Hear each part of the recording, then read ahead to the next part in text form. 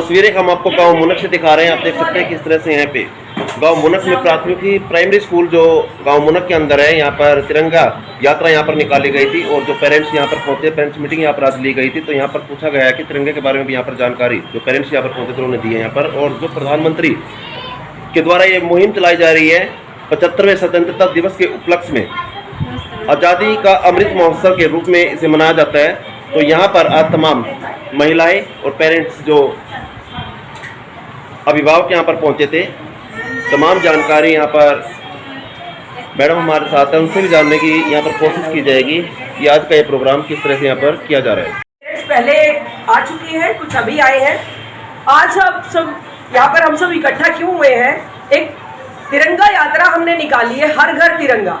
GPS Munak की तरफ से सभी बच्चों के पेरेंट्स को मैं एक संदेश देना चाहती हूँ कि जो हमारे प्रधानमंत्री मोदी जी ने एक मुहिम चलाई है हर घर तिरंगा, उसका एक सबसे बड़ी चीज़ ये है कि हमारी आज़ादी को 75 साल हो चुके हैं। उसके उपलक्ष्य में हमारे देश ने जो आज तरक्की करी है, उस तरक्की के उपलक्ष्य में हम ये झंडा की यात्रा निकालना चाहते हैं कि भाई हर घर तिरंगा अपनाया जाए, हर दुकान पर तिरंगा अपनाया जाए। कोई भी गली मोहल्ला जिसमें जहाँ पर भी कोई भी झंडा टांगने की जगह हम बनाए, ऊंची जगह पर हमने अपना झंडा इस तरीके से टांगना है, ना ही तो वो फटा हुआ हो, ना ही वो गंदा हो। इस तरह से हमारे को झंडे को सबसे ऊंची जगह पर लगाना है। और ये कब लगाते हैं? पहले तो ये था कि हम 26 जनवरी 15 अगस्त को ही लगा सकते थे और सरकारी इमारतों पर, सरकारी गाड़ियों पर या सरकारी अधिकारियों के पास ही ऐसी सुविधाएं थी। लेकिन एक प्राइवेट व्यक्ति ने एक पिटीशन डालकर इसकी अधिकार सरकार से मांगा कि हम भी अपने घरों पर, अपनी छतों पर, अपनी गाड़ियों पर इस झंडे को सबसे ऊंची जगह पर लहरा सके। फिर उसके बाद अभी प्रधानमंत्री मोदी जी ने ये सबकी ख्वाहिश को पूरा करते हुए हर घर तिरंगा एक मुहिम चलाई है, जिससे हमारे सब बच्चों में देशभक्ति की भावना पनपे और झंडे के प्रति जो सम्मान की बात है वो सब बच्चों को पता हो। और आज़ादी हमें बड़ी मुश्किल से मिली थी अंग्रेजों से, उसके बाद हमारे देश ने इतनी तरक्की करी है, उसी के उपलक्ष्य में हमारे ये तिरंगा यात्रा निकाली गई है। सभी पेरेंट्स को अब ये जो झंडा है, एक एक झंडा हम सब देंगे यहाँ पे। तो सब ने अपना ये नहीं है कि भाई गंदा किया, लपेटा और डाल दिया, नहीं। इसके बारे में सभी पेरेंट्स को अवेयर कर दिया गया है। कोई भी ये ना सोचे कि भाई हमारी को कोई कपड़े की ज़रूरत है, इससे हम लें और पहुँच दें, नहीं। ये बातें कुछ जो अनपढ़ पेरेंट्स हैं उनको थोड़ा समझाने में समय लगा होगा, लेकिन मुझे ये पता है अनपढ़ होने के साथ साथ आप बहुत ही अच्छी माताएं हैं, बहुत ही अच्छे पेरेंट्स हैं जो अपने बच्चों को सरकारी स्कूल में भेजते हैं। सरकारी स्कूल में जो हम बच्चों को यहाँ पे पढ़ाते हैं, कोई भी पेरेंट्स को अगर आपको यहाँ पे आके इसकी बुराइयाँ, इच्छाइयाँ जो भी आपको बतानी है वो आप यहाँ पे आके बता सकते हैं। धन्यवाद। प्राइमरी स्कूल मुनक से बोल रही हूँ, सुमनलता मेरा नाम है। मैं यहाँ पर तीसरी कक्षा को पढ़ाती हूँ। कुछ पेरेंट्स अदर क्लासेस के आए हुए हैं, सभी का एक ये साझा मंच है। इस साझे मंच के माध्यम से मैं कुछ कमियों की तरफ सरकार का ध्यान दिलाने का प्रयास करती हूँ कि सरकारी स्कूलों में ना ही टीचरों की कमी है, ना ही अच्छे पेरेंट्स की कमी है, ना ही बच्चों की कमी है। थोड़ी सी कमी है तो थोड़ी सी सुविधाओं की कमी है। उन सुविधाओं को अगर मुहैया करा दिया जाए तो हमारे सरकारी स्कूल के बच्चे बहुत ही आगे जाकर बहुत बड़े बड़े अफसर बन सकते हैं। किसी भी बच्चे में टैलेंट की कोई भी कमी है ही नहीं। धन्यवाद। तो मुनक स्कूल में अभी कितने बच्चे हैं मैम जो प्राइमरी स्कूल में यहाँ पर पढ़ रहे हैं? अभी मुनक स्कूल में 450 बच्चे हैं और पेरेंट्स पहले की बजाय काफ़ी अवेयर है, उनका हमें बहुत साथ मिलता है।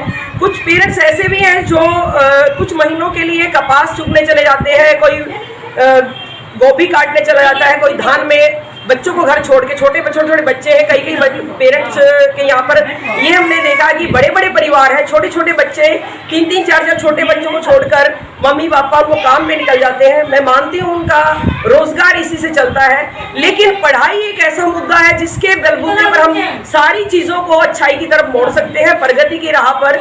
जो मोदी जी का सपना है कि हर घर तिरंगा, हर बच्चा पढ़ा लिखा हो, हर बेटी पढ़ी लिखी हो, वो सारी चीज़ें तभी होंगी जब हमारी माताएं इस तरफ ध्यान देंगी कि हमारा हर बच्चा समय पर स्कूल जाए, समय पे जो चीज़ें उसको सिखाई जाती हैं उनको वो अपने जीवन में उपयोग करे। और जो भी कमियां हैं वो मानते हैं, घर में भी कुछ कमियां होती है, स्कूल में भी कुछ कमियां होती हैं, कुछ का रुझान प्राइवेट की तरफ हो जाता है। मैं तो यही कहूँगी हर पेरेंट्स को जाना चाहिए सरकारी स्कूल में जो भी चीज़ों की कमी है उनका ध्यान आप सब सरकार की तरफ लगा सकते हो कि भाई ये चीज़ में यहाँ पे कमी है। टीचर्स को तो सब पता होता है, लेकिन हम फिर भी बहुत मैनेज करने का प्रयास करते हैं कि जीरो नवाचार से लेकर कोई भी हम चार्ट के माध्यम से, ब्लैक बोर्ड के माध्यम से या जो भी हमारे को सुविधाएं प्रदान की गई है उनके माध्यम से हम पेरेंट्स का सहयोग करें और बच्चों को अच्छी शिक्षा देने का प्रयास करें। फिर मैं यही बात कहूँगी कि प्राइवेट्स की तरफ से सभी का रुझान सरकारी की तरफ हो, सरकार का रुझान भी सरकार की तरफ ही होगा और फिर अच्छी सुविधाएं सब बच्चों को मिलेंगी। और क्यों नहीं देश तरक्की करेगा, देश भी तरक्की करेगा, आप भी तरक्की करेंगे, आपके बच्चे भी तरक्की करेंगे। धन्यवाद। जिस प्रकार से तिरंगा यात्रा अब निकाली जा रही है मैम, तो यहाँ पर एक सफल होता नजर आ रहा है यहाँ पर तिरंगा यात्रा की, और जो स्कूल की जो कमियां हैं उसके बारे में भी कुछ ध्यान सरकार का कमियां का मैंने थोड़ा सा ध्यान दिलाया कि भाई हमारे शौचालय वगैरह हैं जो काफी गंदे हैं, जिनकी इसी चीज की कमी है कि पता नहीं पंचायत के माध्यम से ये ठीक होगा या किसी मैनेजमेंट के माध्यम से ठीक हो, इसका हमें नहीं पता कि कहाँ से क्या होगा।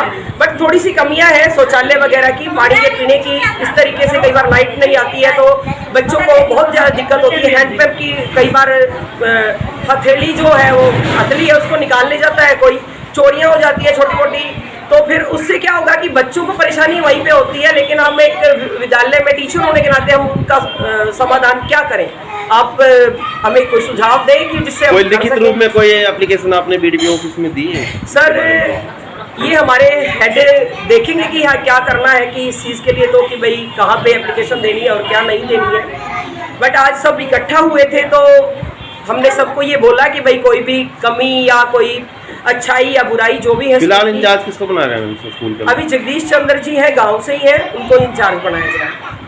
प्राइमरी स्कूल की पढ़ाई मतलब बहुत अच्छी है। मेरी बच्ची यहाँ एक तो फर्स्ट में है, दूसरी थर्ड में है। दोनों क्लास की पढ़ाई बहुत अच्छी है। टाइम से फ़ोन पे काम भी आ जाता है और स्कूल का भी काम लगभग सही मिलता है। लगभग क्या मतलब सही है, बहुत सही है। और माँ बाप को भी ध्यान देना चाहिए बच्चों पे, सिर्फ स्कूल के भरोसे ही बच्चे नहीं पढ़ते, हमें भी थोड़ा बहुत बच्चों पे ध्यान देना चाहिए। मेरे बच्चों में नहीं, मेरे बच्चों के टीचर में नहीं। मेरे बच्चे पहले लड़की बड़ी 5वीं तक पढ़ के गई थी, वो बहुत अच्छी पढ़ी है। अब दो लड़कियां हैं थर्ड में, वो बहुत अच्छा काम कर रही हैं। टीचर बहुत अच्छे हैं, मतलब फ़ोन पे भी आवा है, घर पे भी काम मिल रहा है हमको, बहुत अच्छा काम कर रही है। क्या कुछ भी एक्टिविटी आप बताओ बच्चों की, क्या कुछ करने लगे हैं? मतलब पहले से बहुत ज़्यादा हो रहे हैं। मतलब मेरे को तो कहना ही नहीं पड़ता, भाई काम कर लो। स्कूल से जाते हैं, कपड़े बदलते हैं, हाथ मुँह धोते हैं, काम को लग जाते हैं। क्या कुछ अच्छी आदतें भी है आपके टीचर की वजह से या आपकी वजह से कोई उनमें बदलाव आया है? जैसे कि कई बार मैं कपड़े वो कर दूँ लेट तो बोलती हैं मम्मी नहीं, कपड़े रोज धोआ करो, प्रेस करा करो रोज। तो मैं शाम को आकर रोज कपड़े धोऊंगी प्रेस करके। क्या आपके बच्चे पूरी वर्दी में जाते हैं रोज? पूरी वर्दी में प्रॉपर उनके टाइम पे बाल कटते हैं, टाइम पे नाखून काटते हैं, टीचर चेक करता है हमको? हाँ जी, टीचर चेक करते हैं। और आज आपको तिरंगे के बारे में क्या कुछ टीचर्स ने बताया, वो भी बताइए आप। तिरंगे के बारे में मैडम वो सब घर घर में मतलब तिरंगे के बारे में एक वो करनी है, अभियान चलाया गया है। This is important for you and your loved ones. Choose a policy today from Star Health Insurance. This is important for you and your loved ones. Choose a policy today from Star Health Insurance.